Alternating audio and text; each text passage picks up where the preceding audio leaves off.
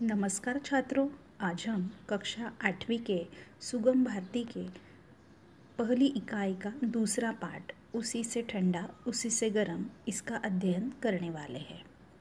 उसी से ठंडा उसी से गर्म इस पाठ के लेखक है डॉक्टर जाकिर हुसैन। अब इस लेखक का परिचय हम देखते हैं।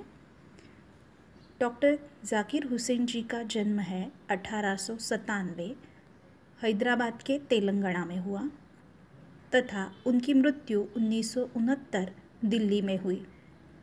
डॉक्टर जाकिर हुसैन जी स्वतंत्र भारत के तीसरे राष्ट्रपति, विद्वान तथा शिक्षाविद हैं। आधुनिक भारत के विकास में उनका अनमोल योगदान रहा। आप राष्ट्रप्रेम, आधुनिकता, वैश्वीकरण, भाषा, संस्कृति, शिक्षा और इतिहास विषय से गहरे जुड़े रहे। उन्होंने लिखी हुई प्रमुख कृतियाँ हैं तालीमी, खुतबत, लिटिल चिकन इन हरी, सियासत और मसीहत, बुनियादी कौमी तालीम, अब्बू खां की बकरी और 14 कहानियाँ। यह उनकी प्रसिद्ध कृतियाँ हैं।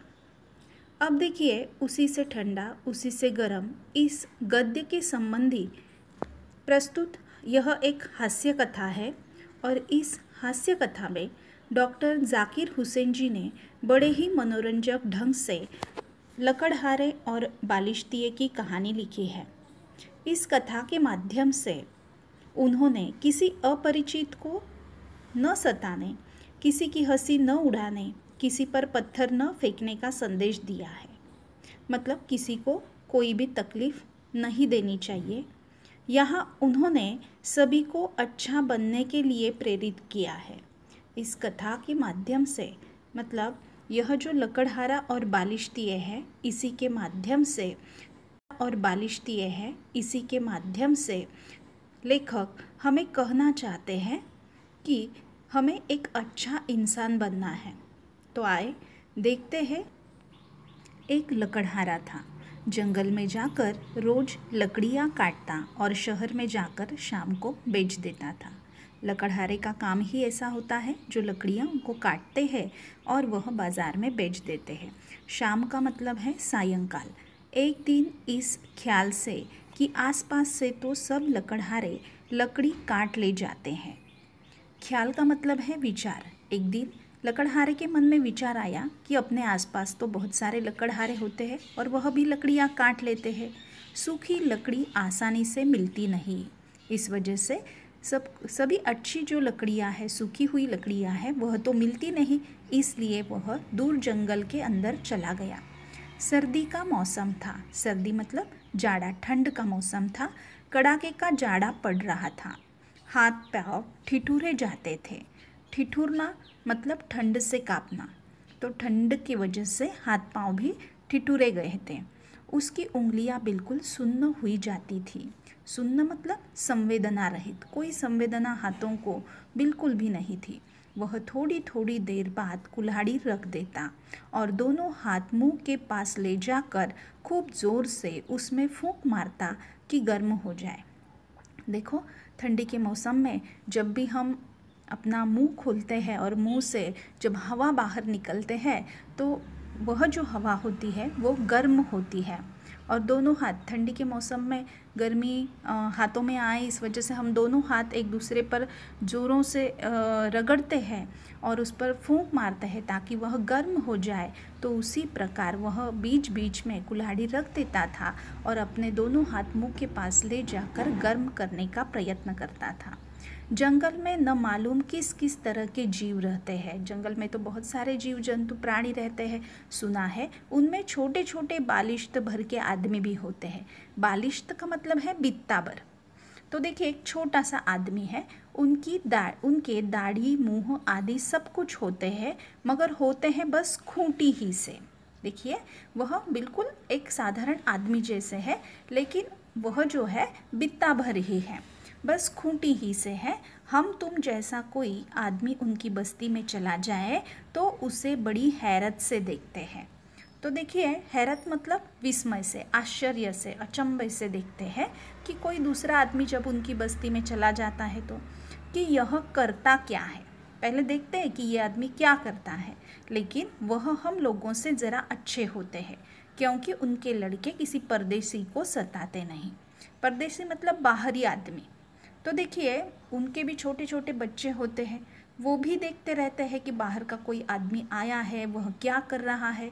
हमारे बच्चों जैसा या हम जैसे हैं उनके जैसे तो वो होते ही नहीं।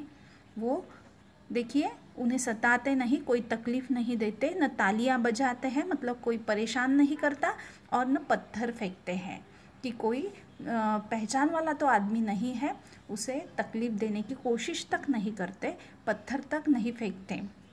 खुद हमारे यहाँ भी अच्छे बच्चे ऐसा नहीं करते, लेकिन उनके यहाँ तो सभी अच्छे होते हैं।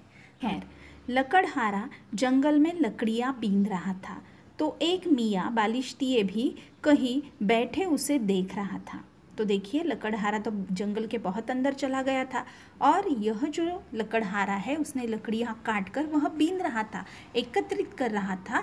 तो एक मियाँ बालिश्तिए भी कहीं बैठे उसे देख रहा था। दूर बैठा हुआ वह जो बालिश्ता था वो उसकी ओर देख रहा था।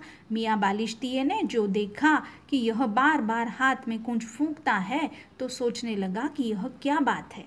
अब देखिए दूर से तो ये बालिश्ता लकड़हारे की सारी जो कृतियाँ है वह देख रहा था। तो यह जो लकड़हारा है बार बार हाथ में कुछ फूंक रहा है तो सोचने लगा कि क्या बात है। जाड़े का मौसम था, लकड़हारा अपने हाथों को गर्म करने के लिए हाथ मुंह के पास लेकर फूंक रहा था। जब कुछ समझ में न आए तो वे अपनी जगह से उठे और कुछ दूर चलकर फिर लौट आए।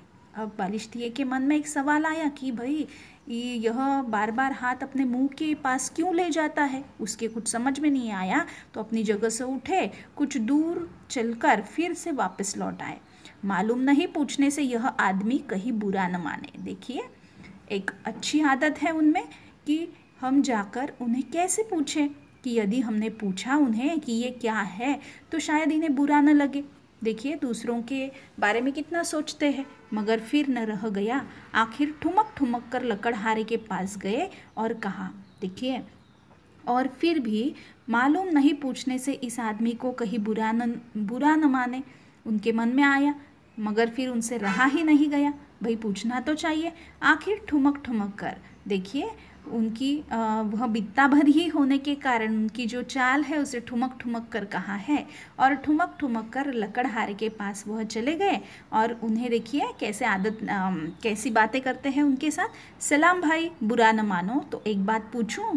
देखिए जब भी हम दूसरों के साथ दूसरा कोई आदमी है उनसे यदि मिलते हैं तो हम भी नमस्ते हाय हेलो करते हैं, उसी प्रकार उन्होंने भी सलाम भाई बुरा न मानो तो एक बात पूछूं। देखिए बोलने की भी एक अदब होती है, उसी प्रकार उन्होंने कहा बुरा न मानो तो एक बात पूछूं। लकड़हारे को जरा से अंगूठे बराबर आदमी को देखकर ताज्जुब भी हुआ।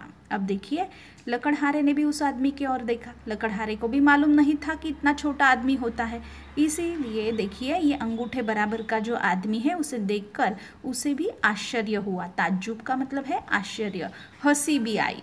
जैसे देखिए हम सर्कस में विदूषक देखते हैं, उसकी जो लंबाई होती है बिल्कुल छोटी है, वो बिल्कुल छोटा सा होता है, उसे देखकर हम भी हंसते हैं। उसी प्रकार यह जो लकड़हारा है उसे भी हंसी आई, मगर उसने हंसी रोक कर कहा, हाँ हाँ भाई ज़रूर पूछो। देखिए किसी के मुंह पर यदि हम हंसते हैं तो शायद उन्हें भी बुरा लगता है।